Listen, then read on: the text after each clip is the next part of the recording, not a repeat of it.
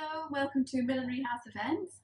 My name is Katherine Elizabeth and I'm an award-winning designer in London, and we are in our shop in the Oxford Tower right now. Today I just want to show you a quick tip on sinamay and how to use that in your hats and how to make quite a big impact with a small piece of sinamay. So today we've got sinamay, which is this fabric, which is made from banana leaves, and they strip it and weave it all together in places like the Philippines. And then we can roll the edges of this. So if you have a nice triangular shape, it's quite good. And then you can stretch it and roll up and down until it starts to give. So first you just need to fold it over slightly, not too hard, and then roll up and down until it starts to give.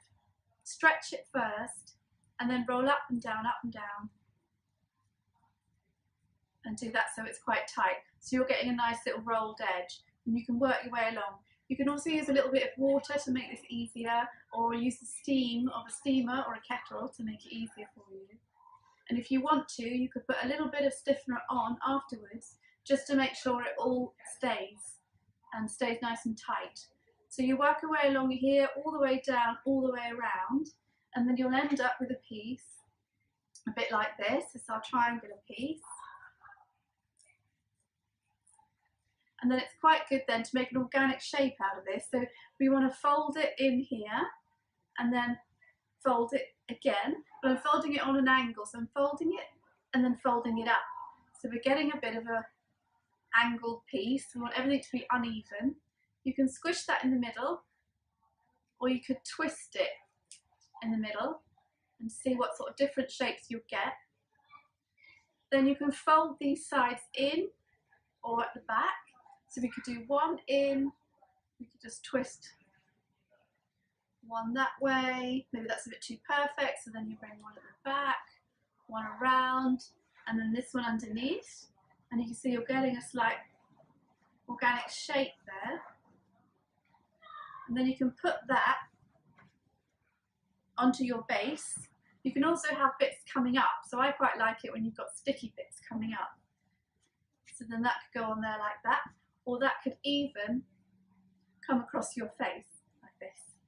So then when you've got that piece and you've manipulated it a little bit, you might then want to put a feather in. So you could have a big feather that goes straight through. This is a pheasant feather. Or you could have some little biot feathers just coming out the middle. I've just got one feather here which I'll show you. So this is a chinchilla coke feather. And if we just hold the top and then strip down, so you don't want to pull out, you don't want to cut it, you just want to pull it straight down.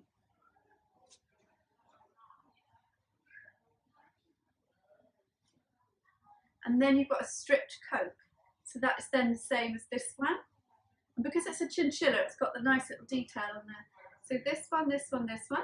You can wrap all those together with some thread, and then you can sew that into the centre, which means then you don't have to wire this and edge it and spend too long on that. And then you can fit that onto your piece. Or you could even put a little flower with some netting in the middle. So these also are smaller pieces I've made, and these could mix up with it as well, which is quite nice. This is another one I made for the shop, so you can put flowers in, it's a small version, but you can make them quite big. The one I was working on today was this one, so this one was blocked on a big brim block. You could also use this to trim up the bottom of your hat.